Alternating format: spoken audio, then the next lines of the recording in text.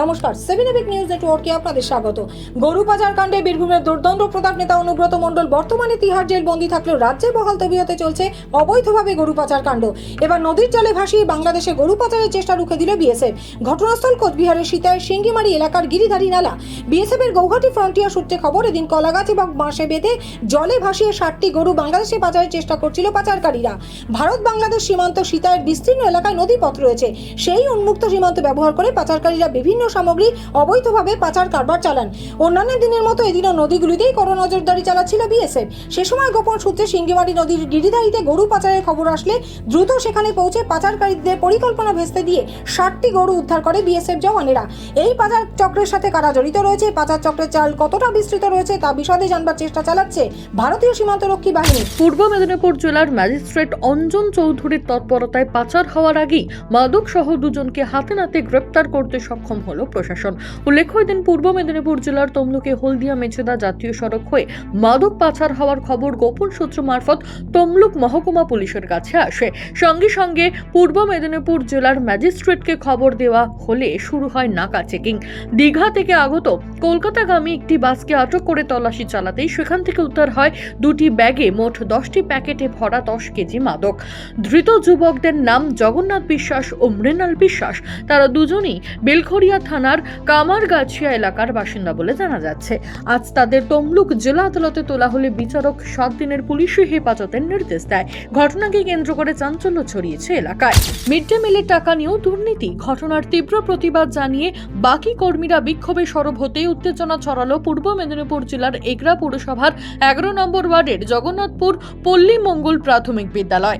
অভিযোগ, দিনের পর দিন ধরে মিড ডে মিলের প্রধান ছন্দা মাইতি টাকা নয় ছয় করছে। পর্যাপ্ত টাকা না পেয়ে স্বাভাবিকভাবেই পর্যাপ্ত পরিমাণে খাবার না বানাতে পেরে অভিভাবকদের ক্ষোভের মুখেও পড়তে হয়েছে তাদের। বিষয়টি নিয়ে এর আগে একাধিকবার 11 নম্বর ওয়ার্ডের কাউন্সিলর তথা চেয়ারম্যান স্বপন নায়েককে জানানো হলেও কোনো সুরাহা না মেলায় অবশেষে বিদ্যালয়ের গেটে তালা লাগিয়ে বিক্ষোভে সামিল হলেন তারা। খবর পেয়ে ঘটনাস্থলে পৌঁছায় এগরা থানার বিশাল পুলিশ বাহিনী।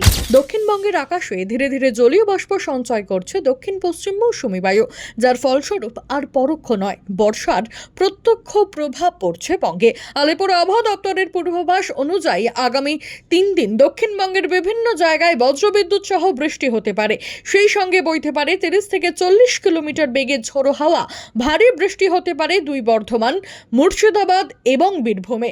অন্যদিকে উত্তরবঙ্গের 5 জেলাতেও বৃষ্টির পূর্বাভাস জারি করেছে হাওয়া অফিস। আজ সকাল থেকেই আকাশের মুখ ভার, জেলা জুড়ে চলছে বিক্ষিপ্ত বৃষ্টি। বাতাসে জলীয় বাষ্পের পরিমাণ বেশি থাকায় বজায় রয়েছে অস্বস্তিকর গরম।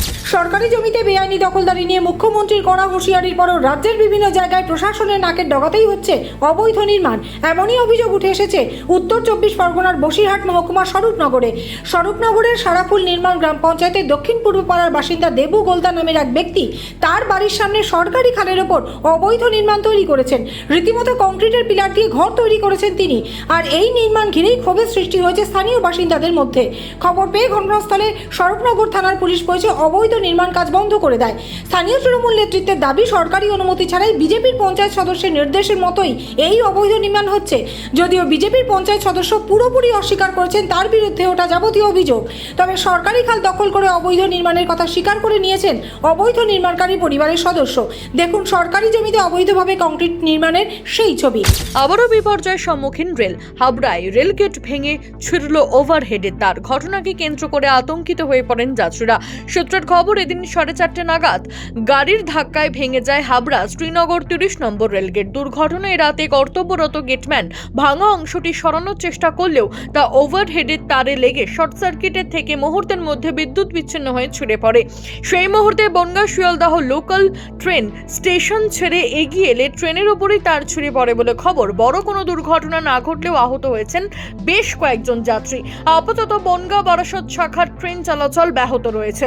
বনগাঁ স্টেশনে দাঁড়িয়ে রয়েছে বাংলাদেশ থেকে আগত বন্ধন এক্সপ্রেস। পুরনো শত্রুতার জের, দফায় দফায় পড়ল বোমা, চলল ইট বৃষ্টি। আজ সকাল থেকে রণক্ষেত্র চেহারা নিয়েছে ডোমজুর বাঁকড়া মুন্সিডাঙ্গা শেখপাড়া এলাকা। সূত্রের খবর, রাস্তায় পঞ্চায়েত সদস্যের পরিবারের এক সদস্যকে মারধরের ঘটনার পরেই তার বাড়িতে বোমাবাজি শুরু করে বিরোধী দলের ছত্রছায়ায় থাকা সমাজ বিরোধীরা, এমনটাই অভিযোগ উঠছে। যে ছবি আপনারা দেখতে পাচ্ছেন তা শুধুমাত্র বোমাবাজির নয়, সেই সঙ্গে মুহুর্মুহু পড়ছে ইট বৃষ্টি। কার্যত আতঙ্কিত হয়ে পড়েছেন স্থানীয় বাসিন্দা সহ আক্রান্তের পরিবার।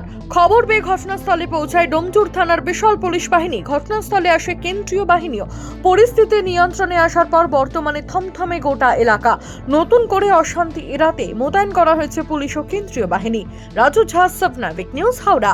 সমস্ত খবরের আপডেট পেতে লাইক করে সাবস্ক্রাইব করুন সাবনাভিক নিউজ। সেই সঙ্গে বেল বাটন প্রেস করতে ভুলবেন না। আপনাদের একটা সাবস্ক্রিপশন আমাদের জন্য অত্যন্ত মূল্যবান। জয় হিন্দ।